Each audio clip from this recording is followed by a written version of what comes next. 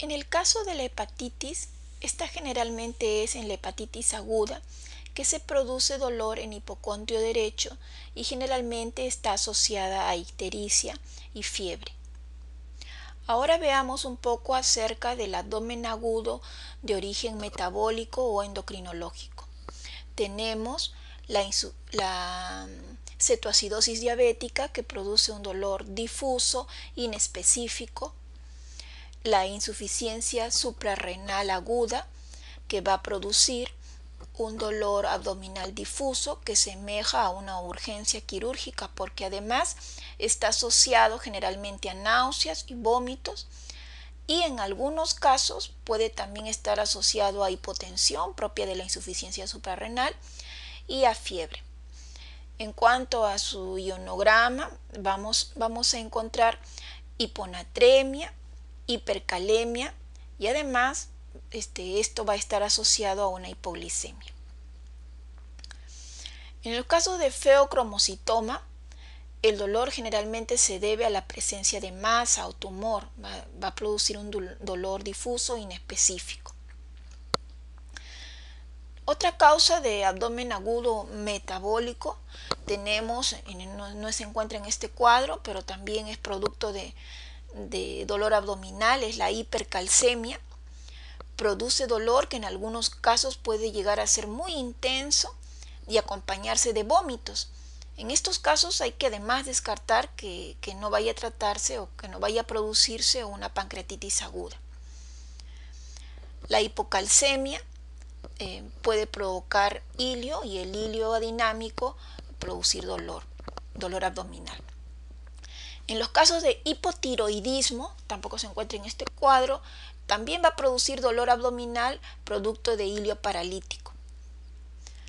Tanto el hipotiroidismo, que produce dolor por ilio paralítico, como el hipertiroidismo también produce dolor abdominal, en este caso por una crisis tirotóxica aguda. Generalmente en estos casos acompañado de fiebre, diarrea, sudor, agitación y deshidratación. Todo esto requiere tratamiento solamente médico.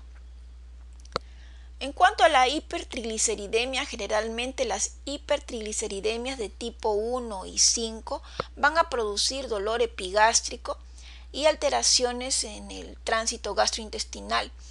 Siempre hay que tener en cuenta que así como en la hipercalcemia hay que descartar que no vaya a producir un cuadro de pancreatitis aguda. Ya dije, el feocromocitoma es un dolor por el tumor, es un dolor difuso e inespecífico debido a la presencia de masa. Otra causa de abdomen agudo médico es el edema angioneurótico. El edema angioneurótico se produce es un déficit congénito de un inhibidor de la proteína C1. Va a producir un dolor intenso, recidivante, constante, y su diagnóstico se hace por déficit de esta. Si en sangre debe haber un déficit del inhibidor de la proteína C1 esterasa. El tratamiento lo hacen con antiandrógenos como el danazol o con la infusión de esta proteína en los casos agudos. Entonces, recordemos un poco estas causas de abdomen agudo médico. Estoy haciendo mención a estas causas porque son frecuentes preguntas de examen de residentado. Entonces, las causas de abdomen agudo metabólico o endocrino tenemos la cetoacidosis diabética, la insuficiencia suprarrenal aguda, el feocromocitoma, la hipercalcemia, la hipocalemia, las enfermedades de la tiroides, ya sea hipotiroidismo o hipertiroidismo, la hipertrigliceridemia. Estas son causas metabólicas, ¿no? Y como abdomen agudo podemos llamar recidivante o que va a regresar, tenemos la fiebre mediterránea familiar, la porfiria aguda, la fiebre mediterránea familiar, la porfiria aguda, el saturnismo o intoxicación por plomo, el edema angioneurótico, la anemia falciforme o drepanocitosis, y también algunas vasculitis, tampoco está en el cuadro. Son importantes que recuerden ello porque son frecuentes preguntas de exámenes. En términos generales, acerca del abdomen agudo, podemos decir que es importante saber frente a qué paciente nos encontramos, y para ello debemos hacer una anamnesis cuidadosa, sobre todo para saber antecedentes del paciente. Hay que buscar los signos que acompañan el dolor y evaluar a nivel de la pelvis y de los orificios herniarios para descartar obstrucciones intestinales por hernias que pueden pasar desapercibidas. Todo esto para descartar que el abdomen sea un abdomen quirúrgico y requiera una intervención de urgencia, una laparotomía. Asimismo, descartar embarazo. Y que si pensamos que el dolor abdominal o el abdomen agudo es producto de una alteración funcional del tracto digestivo, esto será un diagnóstico de exclusión al final de haber buscado todas las otras patologías, ya sean quirúrgicas o médicas. Y un examen auxiliar nunca debe retardar la cirugía. Si ya tenemos los parámetros anteriores que mostré de neumoperitoneo, o que hay líquido libre en cavidad, o que hay alteración hemodinámica del paciente y el paciente requiere rápidamente una laparotomía, este debe entrar a sala sin retardar por los exámenes auxiliares que pueden ser de sangre o los estudios de imágenes. Veamos ahora unos puntos importantes acerca de la peritonitis. Cómo llegar al diagnóstico e identificar las situaciones de urgencia, así como el enfoque a tener frente a un cuadro de peritonitis. La peritonitis se define como la inflamación aguda del peritoneo, cualquiera sea el origen. Generalmente el origen es infeccioso. La peritonitis se debe considerar como una urgencia quirúrgica y su mortalidad va a variar si es que la peritonitis es de la comunidad o también conocida como secundaria, entre 0 a 50%, o si es una peritonitis terciaria o peritonitis posoperatoria, entre 30 a 70%. Existen varias clasificaciones de las peritonitis infecciosas. La más utilizada es la clasificación de Hamburg, que divide a las peritonitis en primaria, secundaria y terciaria, según el origen de la infección. La peritonitis primaria, llamada también peritonitis primitiva, va a englobar a las peritonitis que son de origen hematógeno o aquellas que se producen por traslocación de los gérmenes de la luz intestinal a la cavidad abdominal. Generalmente estas son peritonitis monobacterianas y van a requerir tratamiento médico. Dentro de ellas tenemos la peritonitis espontánea en el niño, la peritonitis espontánea en el adulto, generalmente debida a neumococo o infecciones de la ascitis en pacientes con cirrosis hepática, o peritonitis por tuberculosis. Todos ellos requieren tratamiento médico. Luego tenemos la peritonitis secundaria. Estas son las más frecuentes y generalmente son secundarias a perforación de un segmento digestivo o biliar. Estas peritonitis son polimicrobianas y requieren rápidamente un tratamiento quirúrgico. Aquí nos encontramos frente a perforaciones intraperitoneales, como en el caso de la úlcera péptica, o en el caso de la enfermedad diverticular complicada o de una isquemia cólica. Un segundo caso de peritonitis secundaria se debe a la peritonitis posoperatoria debido a una dehiscencia de anastomosis o a la pérdida de un muñón en el caso de las apendicitis. Pueden también presentarse como peritonitis postraumática, como en el caso de la lesión o perforación digestiva luego de un trauma abdominal penetrante. Las peritonitis terciarias ellas van a corresponder a infecciones intraabdominales persistentes, luego que ya se ha conocido una infección anterior. Generalmente están asociadas a falla multiorgánica y dentro de ellas podemos tener como cuadros la peritonitis in gérmenes, las peritonitis a hongos fúngicas o la peritonitis con gérmenes de pobre poder patógeno. Respecto a la fisiopatología, uno de los principales factores pronósticos respecto a la evolución de la peritonitis va a ser el equilibrio que exista entre la defensa del paciente y la respuesta del huésped a la peritonitis por un lado y por otro el volumen, tipo y duración de la contaminación a la que se ve enfrentado el paciente. Y en este sentido, como sistemas de defensa del huésped frente a la peritonitis, tenemos en primer lugar el peritoneo, que es una membrana de 3 milímetros de espesor y que representa una superficie en promedio de 1 metro cuadrado.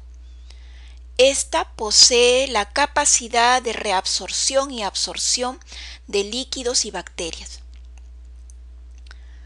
En segundo lugar, tenemos también el epiplom, que participa igualmente en la defensa de la cavidad peritoneal.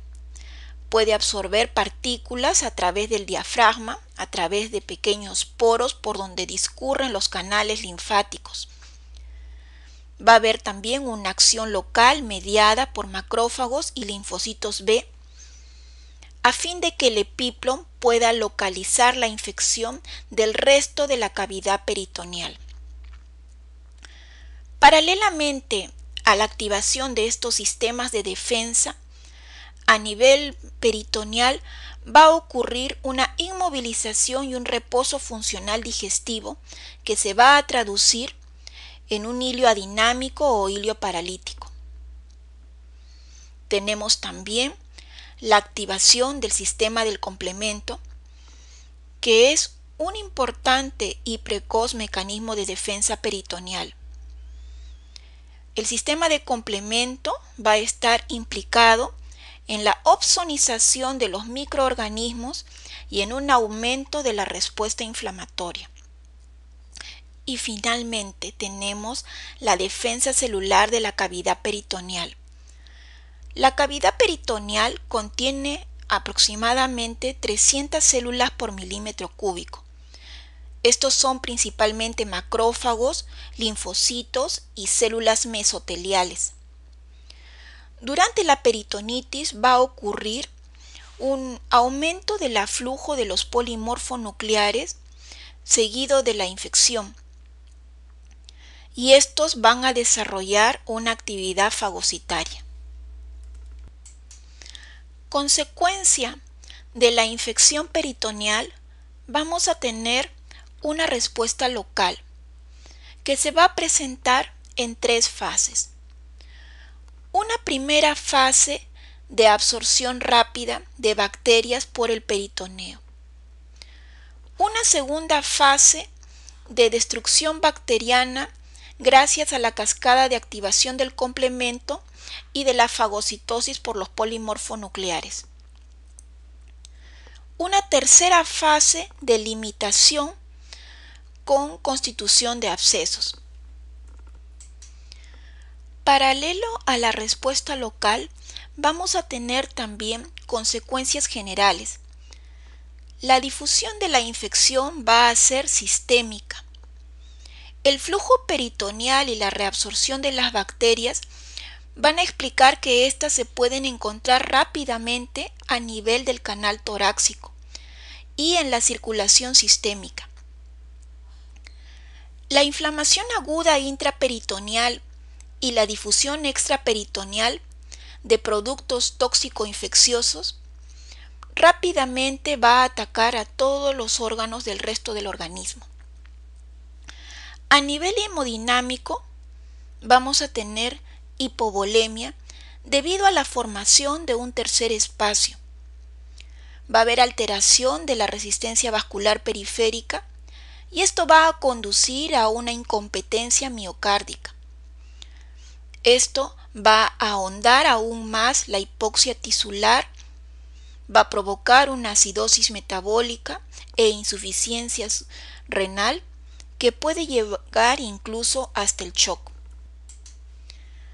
A nivel renal vamos a encontrar que testigo de la falla circulatoria se va a presentar una insuficiencia renal debido a la caída del flujo sanguíneo renal y a la difusión de productos tóxico-infecciosos en la circulación sistémica, de tal forma que la insuficiencia renal va a tener dos orígenes: un origen funcional debido a la caída del flujo sanguíneo renal y un origen orgánico debido a la difusión de los productos tóxicos.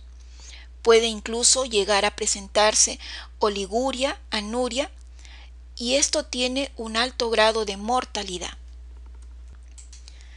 A nivel pulmonar, la insuficiencia respiratoria va a ser multifactorial.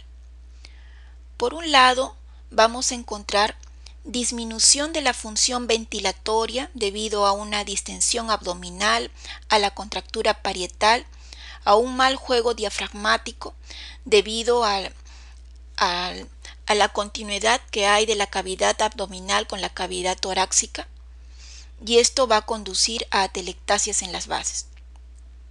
Asimismo, debido a contigüidad, se va a desarrollar un derrame pleural reaccional, y producto de la difusión de los productos tóxicos infecciosos, esto se va a alterar la permeabilidad de la membrana alveolo-capilar, produciendo un síndrome de distrés respiratorio agudo. A nivel metabólico, vamos a encontrar acidosis metabólica con hiperlactacidemia secundaria a hipoperfusión y a la hipoxia tisular. Asimismo, se va a encontrar desnutrición rápida, sobre todo en los casos de sepsis grave. Va a existir una pérdida ponderal aproximada de 100 gramos por día y una pérdida nitrogenada superior a 0.5 gramos kilo día. Esto va a necesitar un aumento masivo de los aportes energéticos y nitrogenados. En el hígado, la insuficiencia hepática va a aparecer desde los primeros días en sujetos en estado séptico grave, que pueden presentarse bajo la forma de una ictericia variable, con alteración de las enzimas colestásicas o con alteración de la citólisis.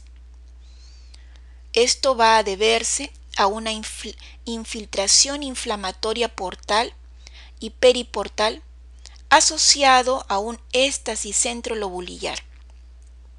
Por otro lado, debido a una disminución de la síntesis proteica, se va a producir una disminución de los factores de la coagulación y por lo tanto alteraciones de la coagulación sanguínea. En cuanto a los gérmenes implicados en la infección, estos van a estar en función del sitio de la perforación o de la fuga digestiva.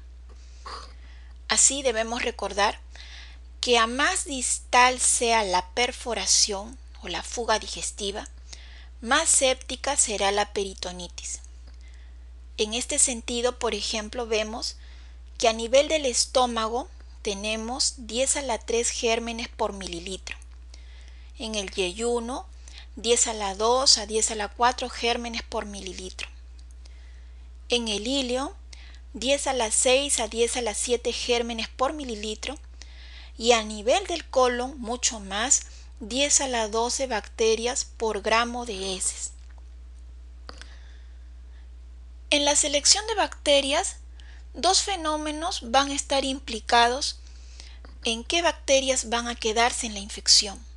Por un lado, la simplificación y por otro lado, la sinergia. De la cantidad de gérmenes en el momento de una perforación digestiva, solo van a quedar aquellas bacterias que puedan sobrevivir fuera de su medio natural. Así, va a existir una sinergia, como en el caso del Bacteroides fragiles, que está asociado y actúa sinérgicamente con la Escherichia coli.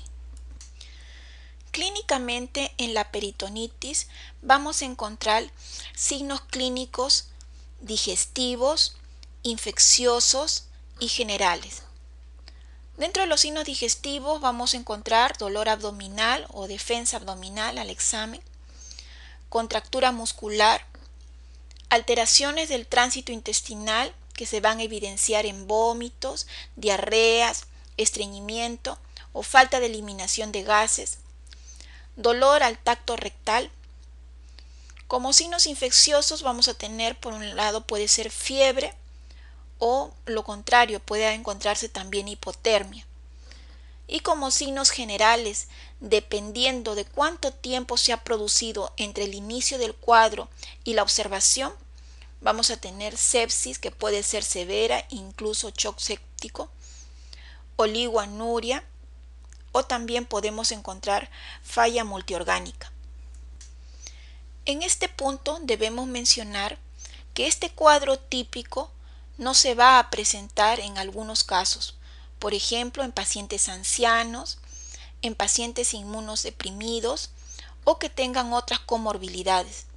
En este caso, la peritonitis se puede presentar únicamente como descompensación de un órgano, ya sea respiratorio, cardíaco o renal.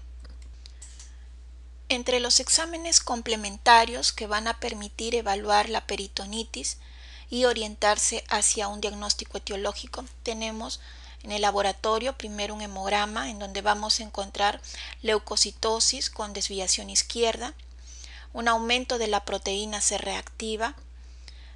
Asimismo, en la bioquímica, la urea y la creatinina van a estar alteradas, producto de una insuficiencia renal. En el AGA podemos encontrar la acidosis metabólica. En el perfil hepático vamos a encontrar diferentes grados de alteración de las enzimas a nivel de la colestasis, la fosfatasa alcalina y la gamma, y a nivel de la citolisis, las transaminasas. Los cultivos nos van a ayudar a poder orientar mejor los antibióticos en el posoperatorio, así como también hacer los exámenes preoperatorios de rutina como el grupo sanguíneo, perfil de coagulación.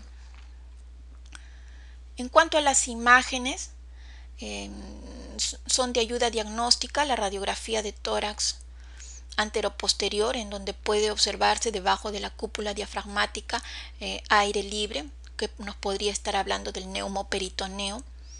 Asimismo, el neumoperitoneo es posible observarlo en una radiografía de abdomen simple. Y en caso de duda diagnóstica o de situaciones complicadas, el mejor examen de imagen para realizar es una tomografía abdominopélvica. Vemos una radiografía de tórax donde podemos encontrar debajo de la cúpula diafragmática aire libre. Esta es imagen de neumoperitoneo. Además, incidentalmente se ve edema de los pliegues mucosos de asas intestinales delgadas. Tenemos una radiografía de abdomen simple donde observamos también neumoperitoneo.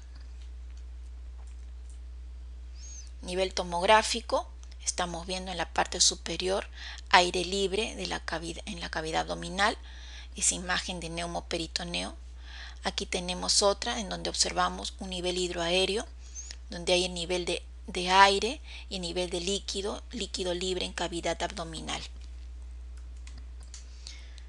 Mención especial requieren las peritonitis posoperatorias. Estas van a complicar una cirugía abdominal en promedio en 2% de casos y generalmente ocurren entre el PO5 y el PO7. Generalmente se deben frecuentemente a una dehiscencia de anastomosis. Y en cuanto a la clínica, puede ser muy similar a las peritonitis extrahospitalarias.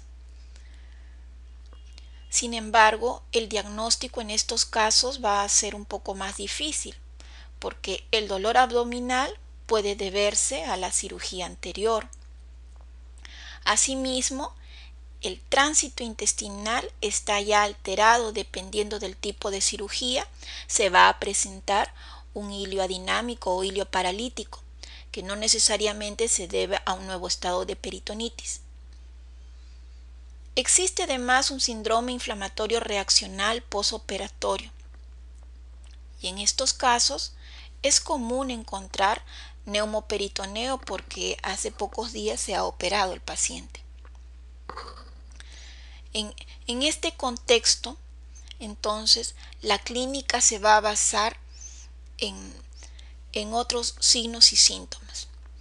Frente a un paciente con fiebre, además debemos buscar síntomas extradigestivos, como alteraciones del estado de conciencia, agitación, presencia de insuficiencia renal aguda o presencia de signos de distrés respiratorio. En el laboratorio que se encuentre trombocitopenia o que se inicien cuadros de colestasis, o pueden encontrarse también drenaje purulento a través de los drenes o un aumento de las pérdidas que se pueden exteriorizar ya sea por diarrea, vómitos o un aumento del débito de la sonda nasogástrica, de la aspiración de sonda nasogástrica en aquellos pacientes que la tienen. Finalmente, el cuadro clínico va a ser inespecífico y para llegar al diagnóstico generalmente se requiere una tomografía abdominopélvica. En los casos de peritonitis localizada, esta va a formar abscesos. Esta entidad va a ocurrir como una colección en la zona de la víscera afectada. Por ejemplo, en los casos de una sigmoiditis o en el caso de una apendicitis. Posteriormente, en la evolución, podrían romperse ese absceso y producir una peritonitis generalizada. Pero cuando esté como abscesos, el dolor va a ser más localizado. En cuanto a los signos clínicos, va a producirse sepsis, de la misma manera que en abscesos de otras etiologías. Y en cuanto a localizaciones, podemos encontrarlo subfrénico y producir disnea y derrame pleural por contigüidad. O cuando se encuentre en el fondo de saco de Douglas, que va a haber dolor al tacto rectal, disuria, polaquiuria o tenesmo. En los exámenes de laboratorio vamos a encontrar un hemograma infeccioso, es decir, leucocitosis más desviación izquierda, y generalmente para hacer el diagnóstico de una peritonitis localizada va a ser necesario una TAC abdominopélvica, donde la sustancia de contraste se va a formar como una capa más captadora alrededor de la zona del absceso. En estos casos, el tratamiento debe ser el drenaje percutáneo. Veamos una tomografía. En este caso estamos viendo una tomografía a nivel del hemiabdomen inferior. En esta zona podemos observar una colección, una zona abscedada, probablemente debido a una apendicitis aguda. En estos casos, el tratamiento debe ser el drenaje percutáneo, que puede ser guiado por ecografía o guiado por tomografía. En cuanto a las complicaciones de la peritonitis, estas van a estar regidas por el síndrome séptico del paciente. Entonces vamos a tener como complicaciones un shock séptico que puede agravarse y llegar a una falla multiorgánica. Y si el paciente no es tratado, en ausencia de tratamiento, el paciente puede fallecer. Asimismo, podemos encontrar embolia séptica a distancia y podemos encontrar a nivel renal, hígado o cerebro, embolia séptica. Otra complicación es también la pileflebitis, donde se trata de una trombosis séptica de la vena porta. Después de la cirugía, después de la laparotomía, pueden observarse complicaciones como un absceso de la pared abdominal, que requiere drenaje, o debido al absceso de la pared también se puede producir evisceración y a la larga esto va a llegar a una eventración. En cuanto al tratamiento de la peritonitis, este debe ser de inicio médico seguido del tratamiento quirúrgico. ¿Qué quiere decir? Que el paciente debe ser primero reanimado para posteriormente indicar la cirugía. En cuanto al tratamiento médico, que es generalmente sintomático, lo que se hace es colocar 2 catéter venoso central para corrección de la volemia, para mejorar la hidratación y la utilización de aminas vasoactivas. Asimismo, corregir los trastornos hidroelectrolíticos, una adecuada oxigenoterapia, indicar analgésicos, antálgicos y además instaurar una terapia antibiótica empírica de inicio, previo a la toma de luego previamente debe haberse realizado la toma de cultivos. En cuanto al tratamiento quirúrgico, el tratamiento quirúrgico indicado de toda peritonitis es la laparotomía exploratoria, es una laparotomía mediana. Abierta la cavidad abdominal, lo primero que debe hacerse luego de la exploración es la toma de muestras para cultivos, a fin de poder posteriormente en el posoperatorio adecuar mejor la terapia antibiótica. Hecho esto, debe realizarse lo que es la limpieza peritoneal o la toilette peritoneal de todos aquellos lugares en donde se encuentren zonas de fibrina, de necrosis. Resecar la causa de la enfermedad. Por ejemplo, si la peritonitis fue debida a una apendicitis, habrá que realizar la apendicectomía. O en el caso de diverticulitis, resecar el colon sigmoides generalmente afectado y hacer ostomías. Generalmente son colostomías a lo Hartmann. Las anastomosis de víscera hueca, las anastomosis intestinales están completamente contraindicados, aun cuando existen casos excepcionales en los cuales se podría realizar en pacientes en muy buen estado general, con corto tiempo de enfermedad entre el inicio del cuadro y el tratamiento quirúrgico, que en algunos casos se puede hacer una anastomosis. En términos generales debemos de reconocer que ante un cuadro de peritonitis aguda está completamente contraindicado las anastomosis intestinales, porque éstas podrían provocar las peritonitis posteriores posoperatorias. Luego de dicho esto, hay que hacer un lavado abundante con un promedio de 15 a 20 litros de cloruro de sodio, suero fisiológico. Luego, antes del cierre, colocar drenajes tubulares y el cierre de la pared. Está aceptado también en cirugía de control de daños para evitar relaparotomías la utilización de colocación de apósitos o de lo que se llama la bolsa de Bogotá, a fin de evitar relaparostomías. En este caso vendrían a ser laparostomías. En cuanto a los antibióticos que se deben indicar, debemos diferenciar la peritonitis de la comunidad de las peritonitis posoperatorias o intrahospitalarias. La peritonitis de la comunidad debemos instalar antibióticos de amplio espectro, un beta-lactámico como la amoxicilina, ácido clavulánico, más aminoglucósidos, o en pacientes que sean alérgicos a la penicilina se puede instaurar el ciprofloxacino más metronidazol más un aminoglucósido, que generalmente se debe de suspender después del tercer día. En cuanto a las peritonitis posoperatorias, debemos iniciar la terapia con agentes antiseudomonas. A la cabeza tenemos la piperacilina tazobactam, que siempre debe estar administrada con un aminoglucósido. En este caso generalmente se usa la micacina. Recordar que los aminoglucósidos se deben suspender pasados el tercer día. En sospecha de que haya bacterias implicadas meticilino resistentes, se debe además asociar a la vancomicina. Sin embargo, tener en cuenta que este puede producir falla renal y tener en cuenta la función renal en el paciente que ya viene con un cuadro de shock séptico. Además, en el posoperatorio, en las peritonitis posoperatorias, dependiendo de los cultivos, se puede asociar algún antifúngico. Y el tiempo de tratamiento va a estar en relación a la gravedad de la sepsis, y este va a variar desde una sepsis leve en 5 días hasta una sepsis grave 15 días.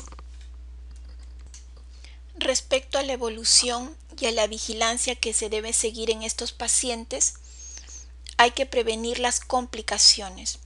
Se debe de iniciar inhibidores de bomba de protones a fin de prevenir las úlceras de estrés.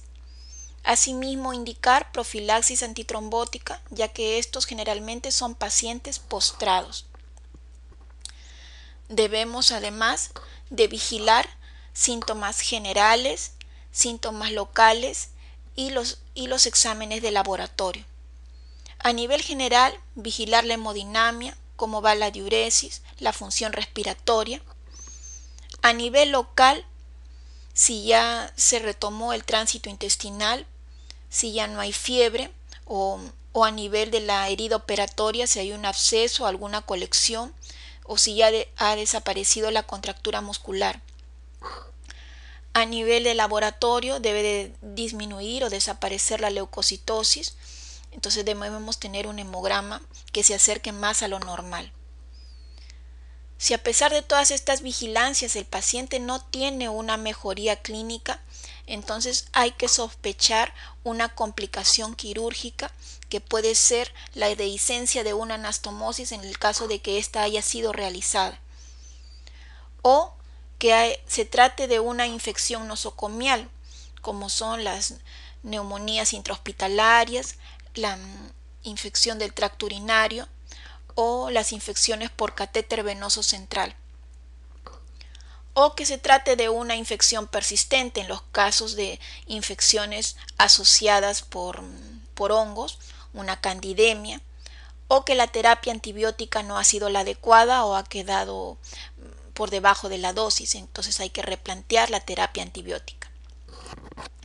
Si por el contrario hay mejoría del paciente, a largo plazo se debe tratar la etiología que condujo a la peritonitis, es decir, si el paciente tuvo una peritonitis por una úlcera perforada, entonces hay que tratar el Helicobacter pylori causante de la úlcera. O en el caso de la diverticulitis, cuyo tratamiento quirúrgico terminó en una colostomía lojarma, en los posteriores 3 a 6 meses se debe realizar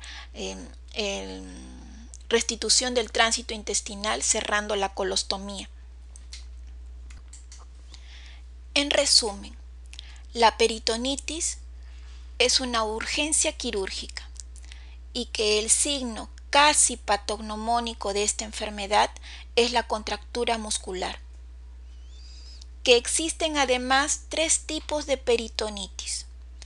La primaria, que generalmente se debe a un solo germen, y este puede ser la tuberculosis, o en casos de ascitis infectada o de diálisis peritoneal, generalmente es un solo germen. La secundaria es polimicrobiana y generalmente se debe a una perforación digestiva.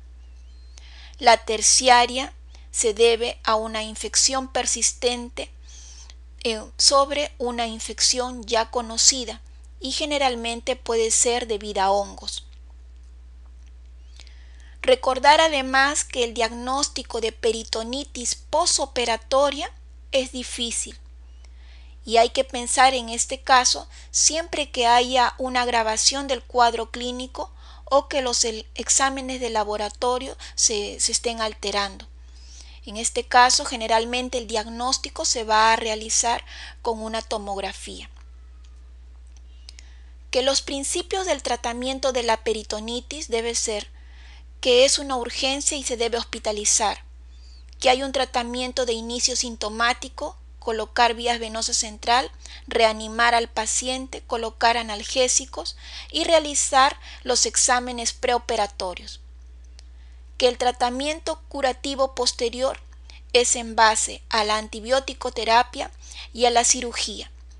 La cirugía de una peritonitis es la laparotomía exploratoria, en la cual se debe tomar muestras para posterior cultivo. Realizar ostomías es frecuente, lavado abundante, drenaje y cierre. No olvidar que en los casos de peritonitis debe haber un seguimiento posoperatorio, tanto clínico como biológico. Es decir, en conclusión, la peritonitis es una urgencia médico-quirúrgica, que en el tratamiento incluye antibiótico-terapia y reanimación de inicio, seguida de una cirugía que es la laparotomía. No realizar anastomosis digestiva en una peritonitis porque ésta puede generar una peritonitis posoperatoria.